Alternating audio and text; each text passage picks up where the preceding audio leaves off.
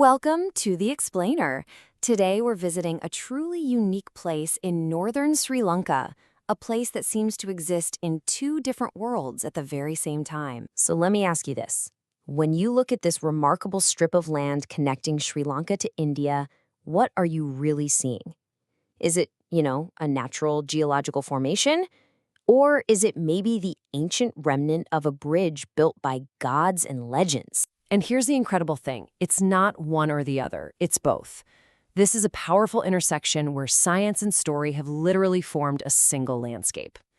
Okay, let's dive in. First, let's look at the tangible reality of the park.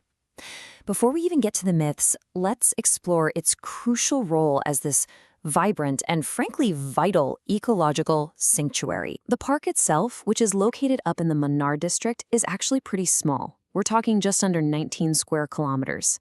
But don't let that number fool you. This compact area is an incredibly concentrated hub of biodiversity. It's a perfect example of a small space having a truly massive environmental impact. And its significance is really global. Its status as a Ramsar Wetland means it's recognized internationally as a critical stopover on the Central Asian flyway for all these migratory birds. This makes it an absolute paradise for birdwatchers, especially between October and March when the air is just filled with visitors from continents away. But the park's identity goes so much deeper than just its ecology.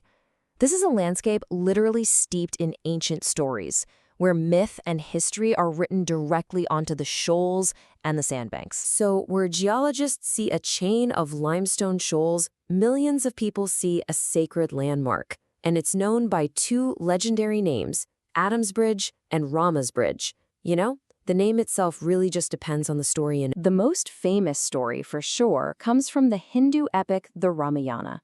In this tradition, the structure is called Rama Setu, or Rama's Bridge. It was built by the deity Rama with help from his divine monkey army to rescue his wife, Princess Sita, from the demon king Ravana in Lanka. And this just brilliantly illustrates the park's layered spiritual importance. While it's Rama's bridge in the Hindu tradition, an early Islamic tradition holds that this was the very path Adam took to reach Sri Lanka after being expelled from the Garden of Eden. It's a single landmark holding this deep, parallel significance for two major faiths. Pretty amazing. So get this. While the legends are ancient, the park's official protection is super recent. We're talking just back in 2015. And this really highlights a modern commitment to preserving not just the ecology, but the invaluable cultural and spiritual heritage that's embedded in this landscape. So how can a visitor today actually experience both of these worlds? Let's take a look at what a journey here really involves. Reaching the park, which is about 300 kilometers from Colombo, well, it's a journey in itself. You can fly domestically to the region, you can take a scenic ride on the Northern Railway line, or you can drive. And that gives you a chance to see Sri Lanka's beautiful countryside along the way. And once you're there, the activities you can do perfectly mirror the park's dual identity. You can immerse yourself in the natural world, watch for migrating birds, explore these pristine beaches. Or you can connect with the mythical world by hearing local folklore from guides. And of course, photography is the perfect way to capture both worlds at once. But like so many precious places on our planet, this unique blend of nature and culture, it faces some very real, very modern threats that could unravel this entire shared legacy. These challenges are familiar ones, but they're especially acute in this fragile coastal ecosystem. Rising sea levels from climate change, that directly threatens the low-lying shoals themselves. And destructive, illegal fishing methods can just decimate the delicate marine life and seagrass beds that both the ecosystem and the local communities depend on. So protecting the sanctuary requires a determined, collaborative effort, for sure. Ultimately, a trip to Adam's Bridge is more than just a visit to a park.